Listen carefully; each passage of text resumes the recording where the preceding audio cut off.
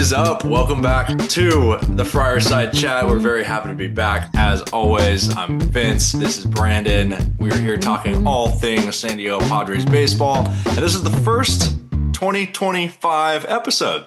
It's great to be back, partner. It is great to be back. I mean, I'm sure there's so much good Padres news to report on. I mean, nah, to put lightly. Oh, wait, sorry. I mixed it up with the Dodgers podcast. That's who's having a good Well, off that's season. what's actually going on, isn't it? But yeah, I mean, from lack of things going on to a ton of stuff going on to lawsuits going on to man, there's a lot. So There's a yeah, lot. I mean, honestly, we could stick with all the pleasantries. We can talk general Padres, whatever. We should hop into it because there's a ton to talk about. And probably the first thing on everybody's mind, I'm sure, is Roki Sasaki to the Dodgers. Oh my And God. let's not forget, too, I'm going to throw in there, too, also Tanner Scott. Like, that happened, right? It was like Sasaki signed to the Dodgers one night. And then the next morning, they're like, oh, by the way, we also just signed Tanner Scott, one of the best, late inning relievers in baseball. The For guy 4 year who shut deal. down Otani. Yeah, exactly. The one They guy said, who can't could beat him. seemingly Join him. neutralize him. Yep. Yeah. I mean, Let's not. One more to yeah. that point. Yeah. Blake Snell. On top of it, I know he wasn't a Padre last year, but he sure was a couple years ago. Yeah. And it seemed like a reunion could be a lot of fun. And it is not a lot of fun. It is very sad. I wonder if he's still going to host pizza parties for the Padres front office, since apparently that's a thing he was still doing even on the Giants. Yeah, pretty heartbreaking. But yeah, I mean, I know. there's a lot of bad going on, Yeah. but there is also still optimism. I mean, you've got Preller, who I rag on from time to time, but not always. He really is one of the GMs that I'd feel most comfortable having in this situation, because this is where creativity and not having fear is gonna be your best opportunity. Best option, maybe not, because he can swing and miss, but he is capable of swinging and hitting a couple dingers. So I'm interested to see what he does. We'll break it down on what's happened and what we're looking forward to. But yeah, I mean, there's still hope. Yeah, I agree. It's like, obviously missing out on Sasaki was obviously a huge blow, right? Like, he's a potentially franchise changing talent. I mean, maybe not necessarily for the Dodgers because he's just yet another piece of the puzzle over there. But yeah, it's just, that much control over a young, seemingly stud that's not going to cost you a whole lot of money either over the next 4 years. Like, obviously that sucks.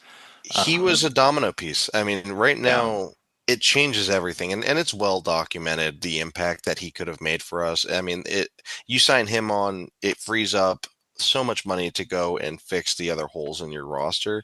Now you have to start looking at Cease, King, Arias, Suarez as pieces tried out to try and fix other holes in the ship, because you're not going to be able to keep them after this year. And Sasaki was that magic wand.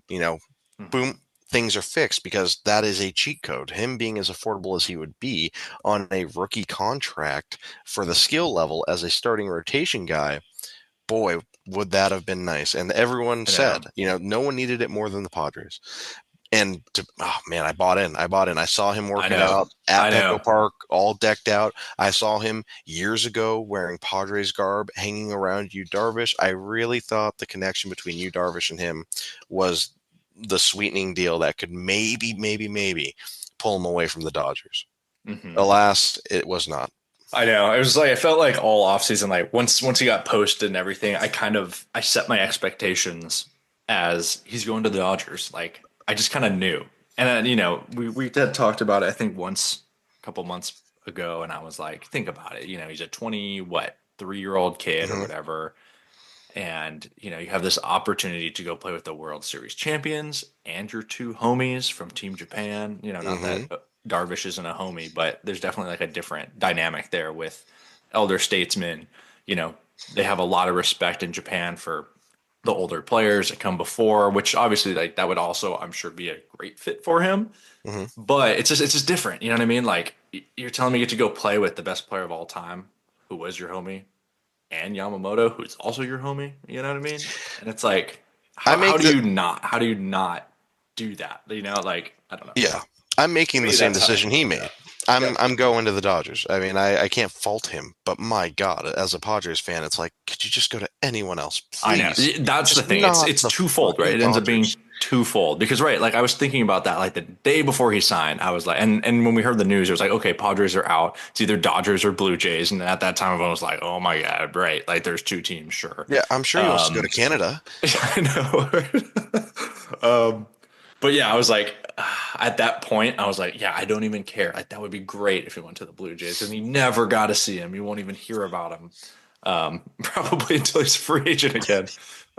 So right, it just like cuts twice there, and I don't want to linger on this topic too much, but I had up on my notes like the starters on the Dodgers just absurd, right? Otani, Yamamoto, Snell, Kershaw, Dustin May's back this year. Gonsolin. Gonsolin's back this year. Bobby Miller could probably be pretty good. Landon Knack could probably be pretty good. And now The fact that Sasaki. Like, the fact that Bobby Miller, this guy who throws cheese 100 plus with 30 sits secondary hundo. pitches, is like he might be all right. He He might might not make crack. it. Yeah. Yeah, no, he's not. He's not gonna make it. Yeah. That's what's crazy. Yeah. I mean, what a rotation and what a gift to have that much starting pitching. You Yep. know, they won the World Series with like two and a half starters last year. Yeah. I mean, Flaherty and, oh God, what's his name? Yamamoto. He was the Flaherty, half. Yamamoto, and Walker Bueller. There it is. Walker Hmm. Bueller were like their three starters in the playoffs, which is kind of crazy to think about now Yeah. because now look at them. Look what they're going into 2025 with, you know. Um, yeah, so that's just going to be formidable for sure. But, you know, even all that being said, like we've said before, it's obviously winning the National League West is going to be a massive, massive hurdle for anyone except for the Dodgers. But hey, make it to the playoffs. Padres match up well against the Dodgers over the last whatever 5, 6 years, pretty well for Yep. whatever reason it might be. Anything could happen, and a lot, of it has to do with the two guys behind me in this week's podcast here, and Yeah. we'll talk about that a little bit. I want to save that for the end because I want to kind of just let's get through all these topics and then we can talk a little bit about All right. Next bullet point. what we Hit can it. still think. Yeah, next day. Let's touch real quickly on the lawsuit over control, and also we can actually build that a little bit off of if we think that impacted the Sasaki deal at all. Just to recap for anybody who isn't super in the loop of what I mean is right now the Padres ownership is going through a bit of a power struggle. It's as we get into the details, it's like kind of Game of Thronesy esque kind of drama going on. Is what like the first sense that I got out of the whole thing. But basically, it's Sheil Seidler, so that's Peter Seidler's widow, is suing. I believe it's two of the Seidler brothers and part owners of the Padres for, I guess, head ownership or head control of the team because she claims that they are not upholding basically what was outlined in the trust and what they're supposed to uphold according to like whatever it may be, Peter's will or just I don't know, however the His Padres is vision supposed to for be the done. team and the Yeah, legacy that he left behind. Yes. right, Uh, exactly. So that's Here's what fun. I'll say to it. There's a lot of bold statements in that lawsuit, I think in large part to drum up fan support, and I'm not against his widow in any way, shape, or form. I'm in her camp. But the talks of selling the team, I don't think, or I mean moving the team, I don't think that would happen in a million years. I don't think I so don't either. think the brothers are trying to move the Padres out of San Diego. That just wouldn't happen. Selling the team, maybe, whatever. That would be catastrophic because I think in the Padres fan base, the lore of Seidler is he turned everything around by spending in a way that the Padres have never seen. Yep. It Yep. started with Hosmer getting signed, which wasn't him, but like that was the first free agent. But then after that, you just had so many opportunities to bring big names here, and not only that, but to keep them here. And that's something as a Padres fan we just hadn't seen until Yeah, just to Seidler. be in the conversation, right? Like he was Hmm. the one to put the Padres in the conversation when these big name players would come onto the free agency market for us for so long, as Padre fans, we never even thought any of those would ever be possibilities. And then all of a sudden, right to your point, you are signing these bigger name guys like the Machado signing, obviously a big one. Being able to lock up Tatis for as long as we did, Yep. just being in on some of these pitchers. Soto trade, all that stuff. Only Yeah. that was only possible because of this guy and his vision. Yep. Um, They give Preller a lot of credit for making the Padres relevant, but Preller is nothing without the guns behind him, which was right, Seidler. So for Padres right. fans, there's a lot that rides on the PS on the chest. It means a lot to us. It means a lot to the players. So this lawsuit's a big deal. I mean, people really feel a strong way about it, and they should because it's a really great legacy he's left behind, and it should Hmm. not be tarnished. It should not be taken lightly. That being said, I think the Padres will be a-okay. The city will rally.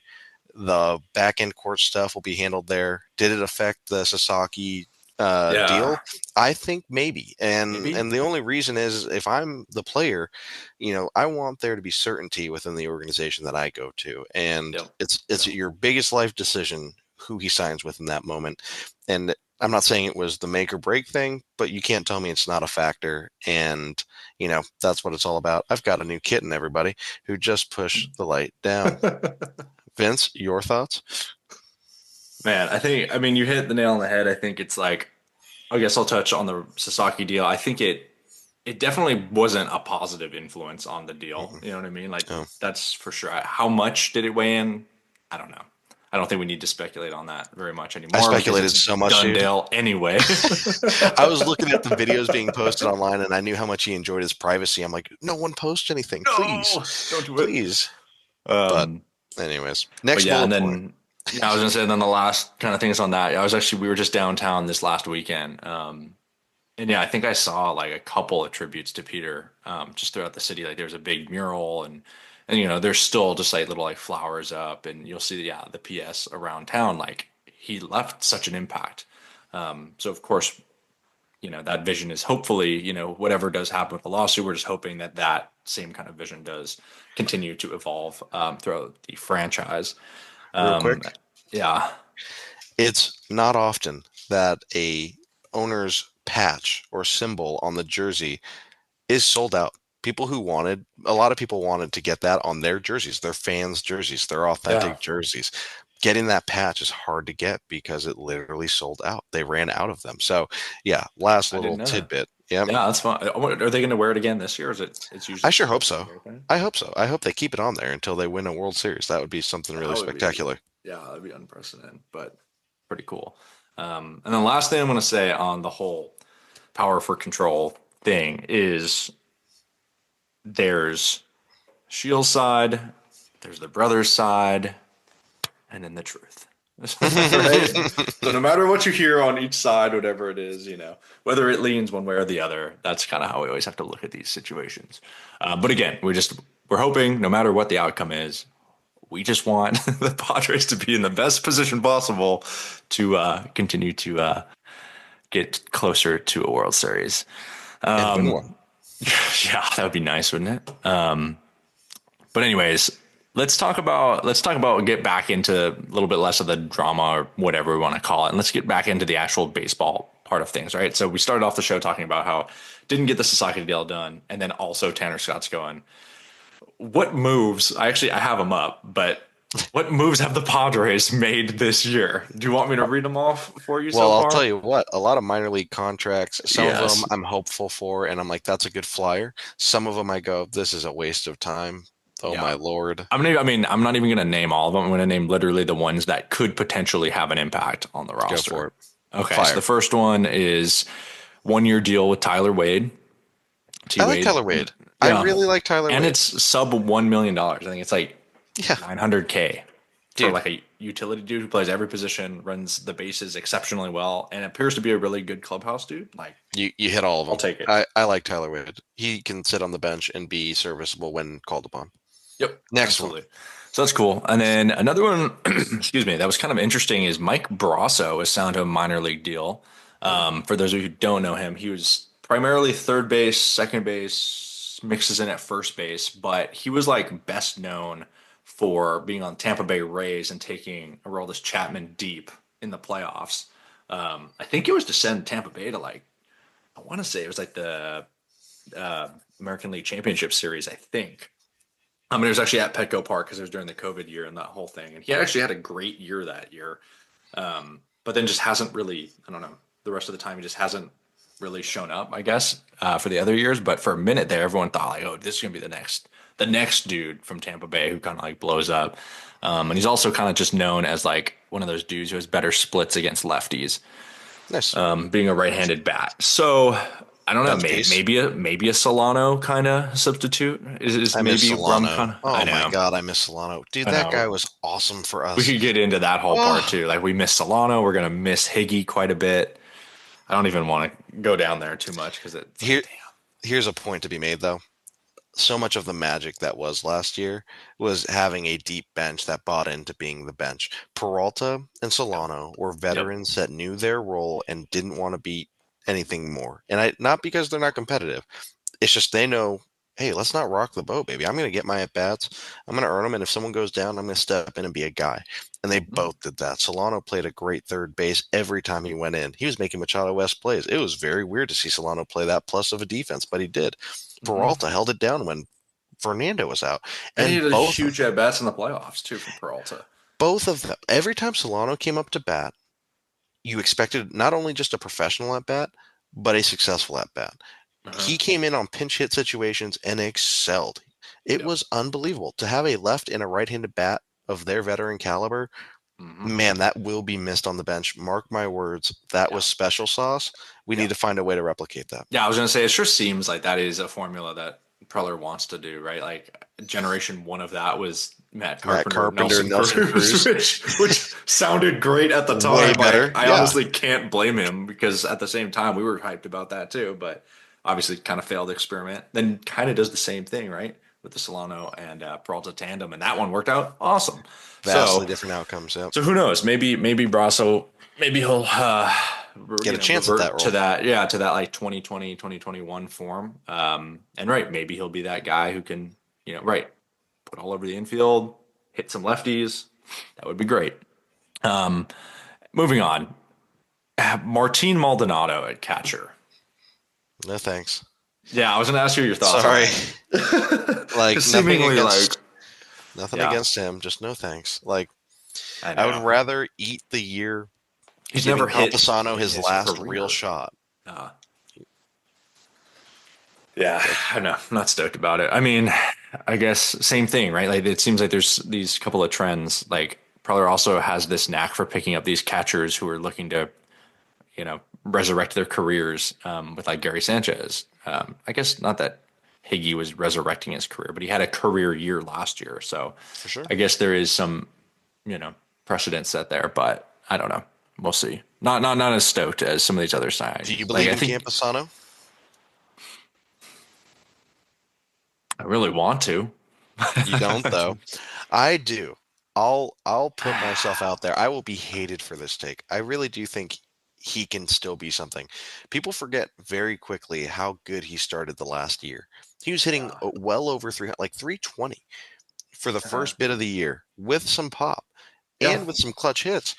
Then he got injured and he Yeah. came back and he was not the same. That sucks. I get the sense that he almost might be one of those guys who you kind of just need to like sell out in one way or the direction. Like at the plate, I feel like he's Mhm. either going to be, we really got to tap into his power numbers and he'll be a low average, high slug guy, or kind of flip that on its head, make some changes, make him like a decent average guy, but sacrifice a lot of his power.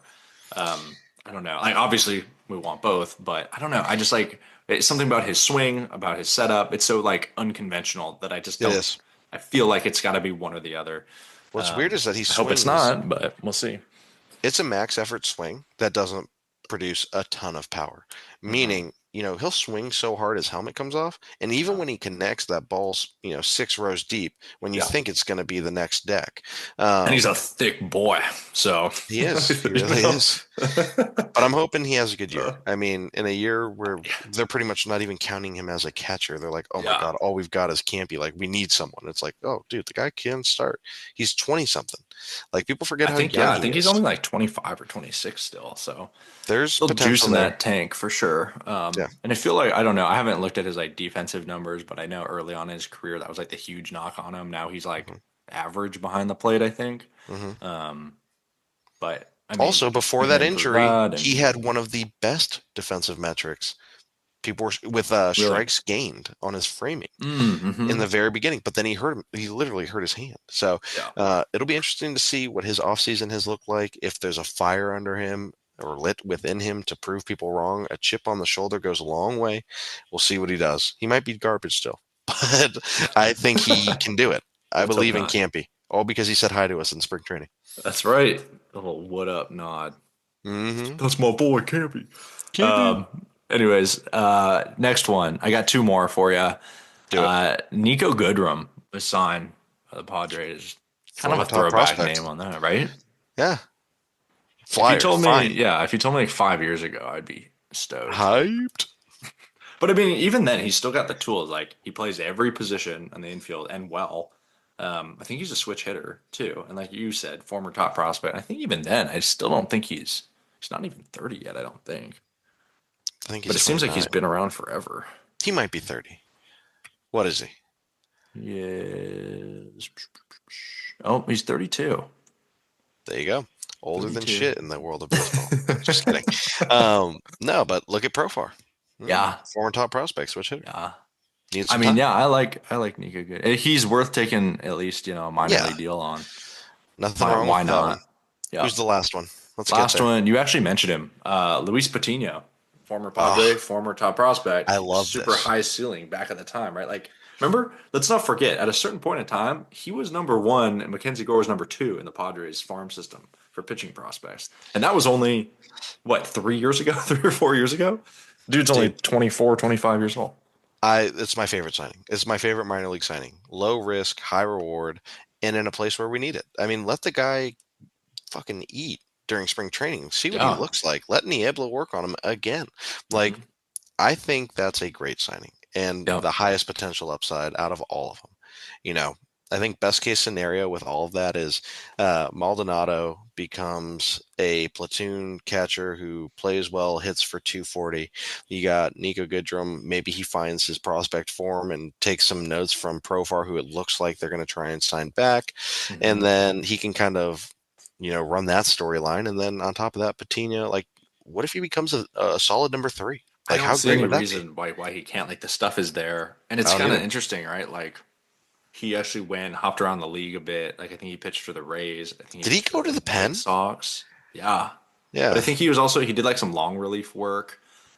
He did some starting. Like he had a lot of different roles, which maybe was a good thing too, right? Like you know, kind Hmm. of go around, get different experiences, played a lot of different parks, face a lot of different type of hitters, and then kind of come back to where maybe he's more comfortable, right? Like it was his first home. It's like Padres were the team that signed him when he was a teenager. So could be If, something, if could nothing be else, a great stop on his journey, honestly. that journey that you're talking about of having different roles gives a lot for the Padres to work with as far as looking at his metrics and saying, all right, well, here's what you did well when you were pitching these innings. Here's what you did well when you only had to pitch 8 innings. Here's what Yep. you did well when you were starting. Yep. How did you feel? What was your most comfortable outing looking like? What do you prefer? And then being able to gear it towards that and having actual tangible experience to draw from. And I think as a coaching staff, that's what you hope for is to have tangible experiences to really draw off of because everything's hypothetical and you don't know what the fight's going to be until you're in it. So, Yep. very excited about him and excited for the Padres. Yep. What else? Definitely. Those are the ones I wrote down. I know there's a few more. Like I think I just saw Mason McCoy re-signed a minor league deal. He had a cup of coffee with the Pods last Mhm. year, and then there was the international signings that happened because Sasaki didn't sign. I Yep. didn't really look too much into those, but I feel like that's probably a good talking point. Maybe we can save it for another episode here We'll before break before down we each start the one. season. Yeah, for sure. But those are kind of the main ones. I Again, got nothing something for you. super exciting, but Here's still, I don't something for know. you. But You ready, yeah, Vinny? what I you need you got? to lock in. All right, hold You on. ready? All right, All right, I'm he's locked. locked in. Locked. Who do you trade away? If you have to trade one of the three being Yeah. Cease, Mm-hmm. Arias, Mm-hmm. Suarez, who are you giving away? Who Cease, do you think would get the best Rise, return? Rise. Who do you think we could replace the easiest? There's a lot of ways to look at it. Tick Like if tock, I'm on the GM, spot. What do you got? if I'm the GM, who am I trading? Ugh. It pains me a I got whole mine in my head. lot, but it's got to be. I mean, I could see hypothetical situations for each one of them, but I unfortunately probably Cease Hmm. in my mind just because I think he's the most, or him and Arise might be a similar price, but he's like 14 million or something. Yeah, but I feel like you could just get probably like two starters probably for the same price. And I know he's like big game pitcher, but no, I he's don't know. kind of not the big game pitcher. That's his knock, is in the playoffs. He has not performed yet. No, but yeah, Here's so my I thing with guess, Cease, yeah. So is Cease, that he will give you, he's a workhorse. I respect that so much in this day and age.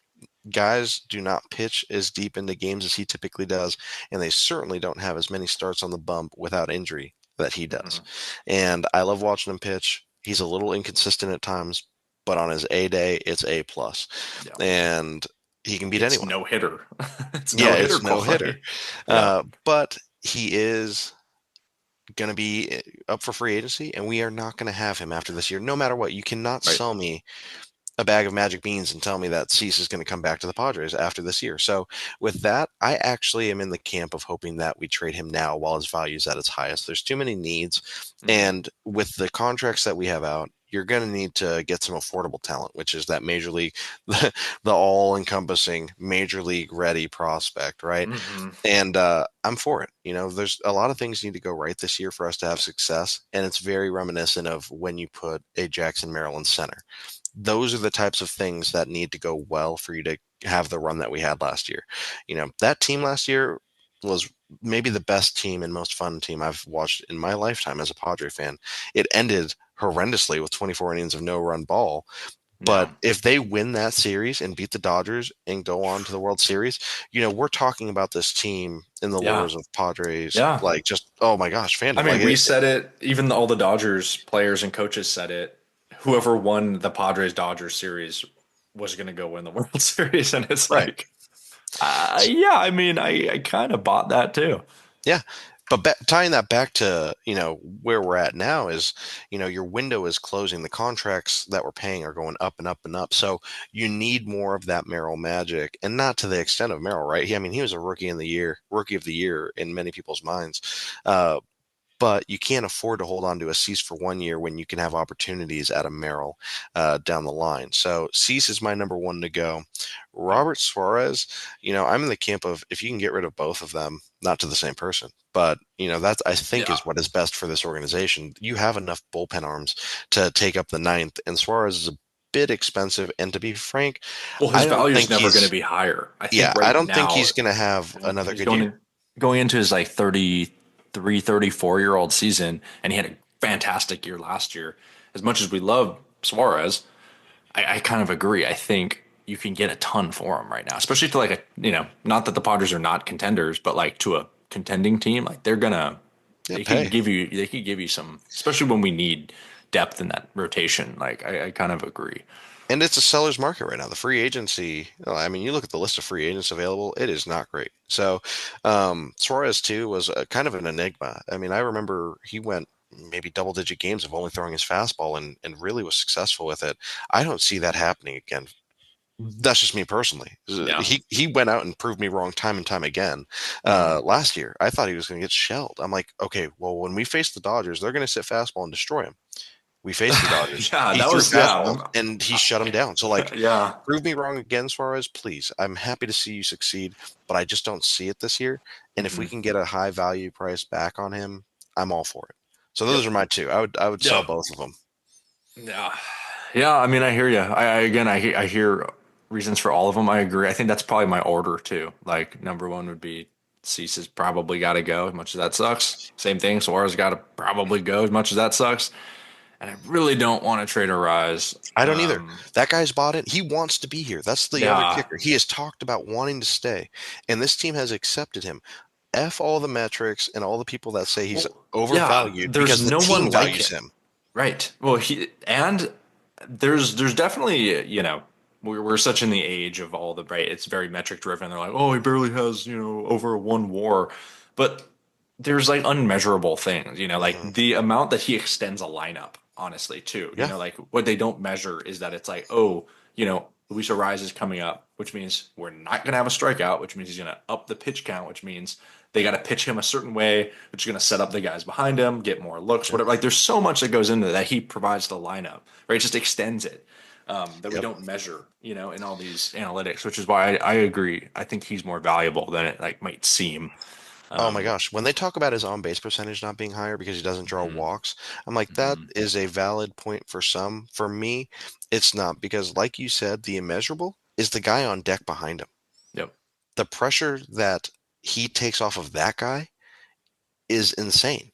Think about runner on third, no outs. Luis Arias is getting that running. He's not going to strike out. And if he does, you He's got going to make the pitcher let's say one out. work, He's gonna you make the know? pitcher work, but let's put the, Yep. the situation as former baseball players. Runner on third, one out. Arias is up, you're on deck. If that guy strikes out in front of you and now there's Oh, two outs and it's yeah. your job to knock him in a high stress situation, Right. it's just pressure, which is fine. They're all equipped to handle it, but Right. it is also real. And that is like, these are the little things that the players love, and that's why they accept him and love him so much. And he's a high energy dude, um, driven to win every single freaking day. Man, I want to Yeah. be in the bunker with that guy for 162. Yeah. Those are not on the Absolutely. metrics. I like Arias. I don't want to see him go. I'm not even in the camp of he's my third pick to go. He's in my camp of Just please let him not. stay. Yeah. Don't touch him. Don't touch him. Bring I'm I'm Profar already back. I'm nervous that honestly his relationship with the Padres has been not tainted, but in ways tainted because he expressed openly how bad he wanted to stay here, and then his name's on the trade block. Hmm. It's like, oh, you didn't really care that I said that. They're not that as soft as me. I'm a soft guy, but I hope that that didn't affect his view of the Padres organization and his willingness and want to be here. Yeah. I am with you. Let's talk real quick. I want to not go on too much longer here, but are there any? I mean, I just mentioned Profar. Are there any free agents that we need to talk about on your mind? Are there any like got to bring this guy in, or like would love to have this guy? I I hope we think, don't overpay for Profar. That's my one tidbit. I yeah, love Profar. I think he's a great clubhouse guy. I'm happy he had a big year. I'm not happy that he had a big year before he was a free agent and we needed to sign him. But in fairness, he signed a $1 million deal to be with us last year. I That know. should be rewarded. If we overpay for him a little bit, that's fine. I just would I hope mean, not to in the yeah, dude situation that we're was in. unbelievable last year, and it's like odds that he keeps it up. I I don't don't think know, so. but same thing, right? It's same thing. Like he puts up some of the best at bats. He does draw a lot of walks. What he Hmm. does for the clubhouse, like a lot of the same things we just said with the Rise, I think can apply to Profar. So it's like I do, it sounds like they're taking their time with it, and making sure, but I think you got to bring him back. But again, hopefully for like a Who was the something starter that you mutually liked? 2 to 3. The other ones that I liked, I think I had mentioned like a Nick Pavetta type I like him. would be a really I think good he'd be one for awesome the in our organization. Padres. Um, Shoot, man, there's like Hassan Kim. No thanks. It doesn't really make sense to bring him back as much as we love him here in San Diego. What else did you mention? It doesn't really make a lot of sense, but like a Ty France is still on the table. Doesn't really Problem is he fit. doesn't have the power. It's the same issue Yeah, that we'd be running into all the time. But I do like Ty France. Ty France was a guy yeah, that I think could have been a long time starter for us had Hosmer not been there. And he's an Aztec. I think he would like being here. true. If he's super affordable, sure. But I'm not dying to get him here. There's no one on the Yeah, free agency it's block kind of that I'm yeah. just I'm like, like kind of please, over talking yes. about it already because it's pretty weak. There's like some other like decent names on there, like Connor Joe. I like Connor, but he's also a local dude, so I keep an eye on him. But like, they don't really fit either what Give the me a good Padres trade. need. Preller, give me a good trade, please. Yeah, Because the free agency market's dog shit. yeah, I want to wake up to a good trade. yeah. I agree. I agree. But yeah. Before we wrap things up too, let's just say I feel like this episode there was so much like, oh, Mr. Sasaki, oh, Tanner Scott, oh, lawsuit, oh, gotta trade all these guys we love. At the same time, like there's still a ton that we should be excited about. Like again, I mentioned it earlier, and if you can't see the visual behind me on my screen is Jackson Merrill and Manny Machado. Like there's so much still left in this team that I think we have a lot to be excited about. Like you mentioned, I think last year's team that was one of the funnest years of Padre baseball that we have ever experienced. And it's still a lot of the same guys. Obviously, you had those heroes we just talked about, the Higgies, the Solanos, Peraltas, right? That we're not probably going to have back, but it's also fun, like, because right, who is going to be that next guy? You know, who is going to be the guy who shows up that we didn't have these expectations for and comes up with the clutch hit? You know, like our team just, it just feels like the identity of this team. There's just a lot of, I don't know, everyone could be a hero, and there's our just like we still have stars, so it's still very exciting, and you know, I'm obviously very excited still for the year to come. And on that point, this is a team last year that what they were built upon and what they built towards was to never take a pitch for granted, to be ready for every situation, and to grind at all costs. Now, that is not a talent surplus mentality. That is a we are a grinder mentality, and you can be a Hmm. grinder with less talent. They weren't show ponies. You know, it's going to be a good year. Schilt is equipped to keep everybody on the goal with the right mindset and with his coaching staff that came back. You know, it's a Yep. lot of similar Yeah, faces that Niebla did a coming great job back last year. is huge. Schultz, we believe Hitting in, coach, and yeah, respect. to your point too, like the best teams I have ever been on, and you could probably attest to the same thing. Like the best team I've ever been on wasn't necessarily the most talented team, but it was the most like Yep. united team, same shared vision, liked each other, and just kicked ass. So Padres hopefully are that. that's the 2025 Padres. At least what we're hoping for. Let's do it. But with that, thank you again, everybody, for sticking with us here. We're super excited. Again, this was the first episode of the Fireside Chat in 2025. As always, I'm Vince. This is Brandon. We will see you very soon in the next one. Go Pods.